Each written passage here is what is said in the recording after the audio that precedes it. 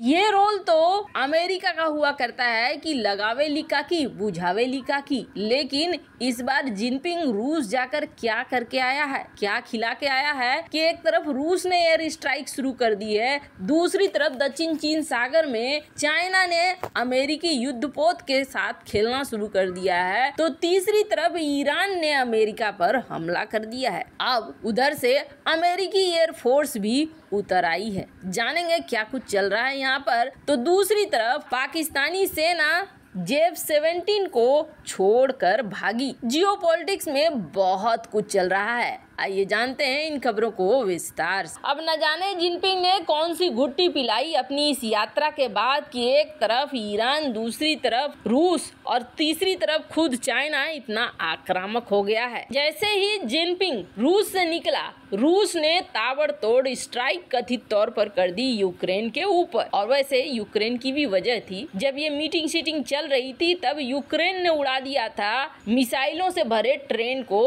रूस का, तो हो सकता है वो गुस्सा भी था, ऊपर से चाइना के राष्ट्रपति का समर्थन मिल गया तो हम साथ साथ हैं ये वाली फीलिंग आ गई होगी, तो तोड़फोड़ मचा दिया रूस ने। वहीं दक्षिण चीन सागर में हमने आपको बताया कि अमेरिकी युद्धपोतों को घेर लिया कि यहीं तुम्हें गिरा कर पीट। अमेरिका ने बोला नहीं नहीं ये झूठ बोल रहा है, गलत बोल रहा है। दरअसल दक्षिण चीन सागर में अमेरिका और चीन के बीच झगड़ा और बढ़ गया है। चीन कह रहा है कि हमारे क्षेत्र में घुसा था अमेरिकी युद्धपोत जिसे हमने खदेड़ दिया है। हालांकि चीन के दावे का अमेरिकी नौसेना के 7वें बेड़े ने खंडन किया है, बोला कि चीन के दावे में सच्चाई नहीं है, अभी भी हम दक्षिण चीन सागर में हैं और हमारे युद्धपोत, लड़ाकू विमान, एयरक्राफ्ट कैरियर आमने सामने आए हैं, पर इसका अर्थ ये नहीं है कि हम छोड़कर भागे हैं। हमने गश्त जारी रखी है और हम गश्त जारी रखेंगे। पीपुल्स लिबरेशन आर्मी का कहना है कि 23 मार्च को हमने इसे बाहर कर दिया था, हमारी सेना तैयार है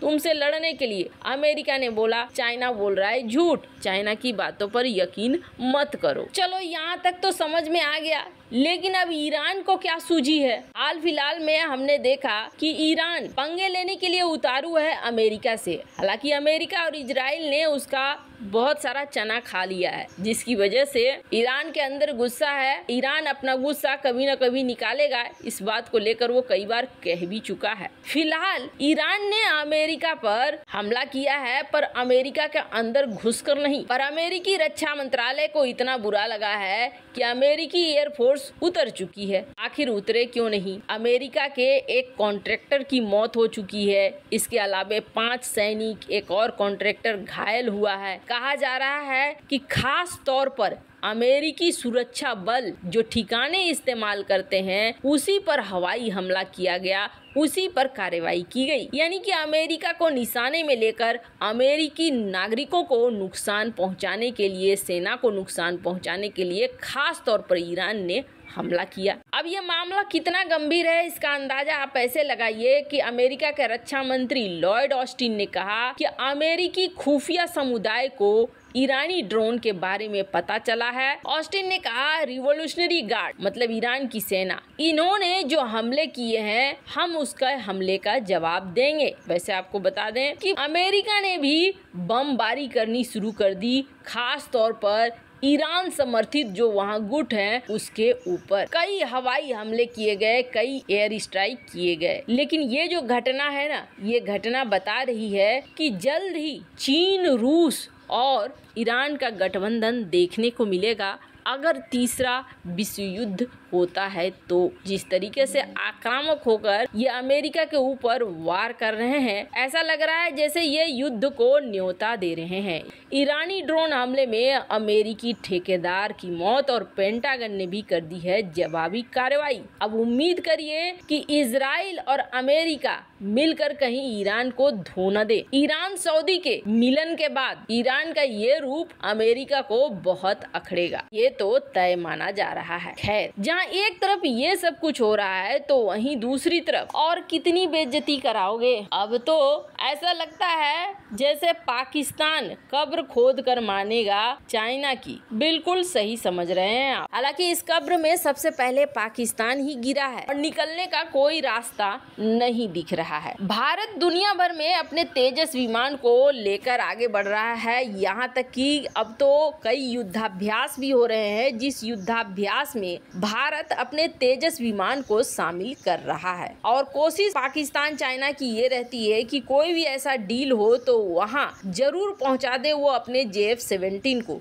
JF-17 को वो हर हाल में बेचना चाहते हैं और दिखलाना चाहते हैं कि हमारा JF-17 बहुत अच्छा है, जबकि रिपोर्ट ये कहती है कि 70% JF-17 पाकिस्तानी सेना के ग्राउंडेड हैं। इसके अलावे इन्होंने जो दोस्त देशों को बेचा है, उन दोस्त देशों में भी JF-17 की हालत बहुत बुरी है। इसके बावजूद चाइना हर जगह, चाहे वो अर्जेंटीना हो या कोई और जगह क्यों ना हो, दबाव बनाने की कोशिश करता है राजनीतिक तौर पर, कूटनीतिक तौर पर, कि उसके JF-17 खरीद लिए जाएं।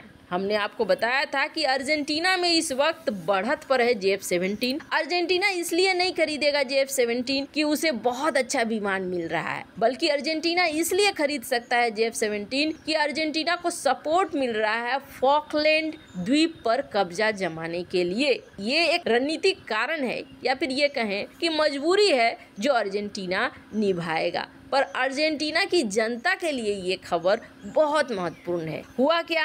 हुआ ये कि पाकिस्तान चाइना ने JF-17 बेचे थे। किसे? म्यांमार को। म्यांमार जो पड़ोसी है अपना, यहाँ ये चाह रहे थे कि अपने रिश्ते मजबूत कर लें। पाकिस्तान चाइना म्यांमार के साथ रिश्ते मजबूत करके भारत को परेशान करने की कोशिश कर रहे थे। प्लान बहुत बड़ा वाला था। इस बहुत बड़े प्लान में लालच बीच में आ गया। इन्होंने JF-17 की फ्लीट बेच दी कि भैया ले लो ये। अब इस करीब फ्लीट में 17 से 18 रहते हैं फाइटर जेट। पिछले साल 11 फाइटर जेट म्यांमार के जो JF-17 थे वो ग्राउंडेड हो गए। म्यांमार ने चाइना को बोला तुम्हारा ये जो एयरक्राफ्ट है ये तो ग्राउंडेड हो गया, हमारा काम कैसे चलेगा? अभी हमारे यहाँ ऐसे ही जनता विद्रोह कर रही है, एयर स्ट्राइक की बहुत ज्यादा जरूरत है। जगह जगह अब तो हिंसा वाले विद्रोह शुरू हो गए हैं। हमारी वायुसेना ही मजबूत नहीं रहेगी तो फिर हम लड़ेंगे कैसे? जमीन पर जाएंगे तो चटनी बन जाएंगे, आसमान से उड़कर मार कर भाग जाएंगे। तो हमें तुम्हारे JF-17 हर हालत में ठीक ठीक चाहिए, हमने पैसे दिए हैं तुम्हें। चाइना ने पाकिस्तान को कहा जाओ जाकर वहाँ ठीक करो सारी चीजों को, हम दोनों ने पार्टनरशिप में बनाया है। पाकिस्तान ने अपनी सेना को भेज दिया कि वो म्यांमार में JF-17 की फ्लीट को ठीक करेंगे, लेकिन जब ये यहाँ पहुँचे